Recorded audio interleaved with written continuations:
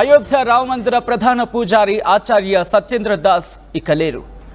కొద్దిసేపటి క్రితం ఆయన తుది శ్వాస విడిచారు. గుండెపోటుతో మృతి చెందినట్టుగా చెప్పుకోవచ్చు. ఇన్ఫాక్ట్ గుండెపోటుతో మృతి చెందినట్టుగా తెలుస్తోంది. కొంతకాలంగా అనారోగ్యంతో బాధపడుతున్నారు సత్యేంద్ర దాస్. సత్యేంద్ర దాస్ కు బీపీ, షుగర్ ఈ లెవెల్స్ పెరగడంతో హాస్పిటల్లో చేర్పించడం జరిగింది. ఈ నేపథ్యంలో ఆయనకు చికిత్స కూడా అందించారు. గత వారం బ్రెయిన్ స్ట్రోక్తో హాస్పిటల్లో జాయిన్ అయ్యారు ఆయన. ఆచార్య సత్యేంద్ర దాస్ వయస్సు 85 ఏళ్లు. గత 30 ఏళ్లుగా అయోధ్య రాముడి పూజలు చేస్తూ అయోధ్య రాముడు కొలువైన తర్వాత బహుశా అయోధ్య రాముడు ఆ కొలువైన సందర్భం కోసమే వేచి ఉన్నాడా అన్నట్టుగా ఆయన ఇన్నాళ్ళు ఉండి, ఎందుకంటే గత ఏడాది ఈ సందర్భంలోనే మనం మాట్లాడుకుంటే కనుక ఇటు రామ మందిరానికి సంబంధించి ఆవిష్కరణ జరిగింది.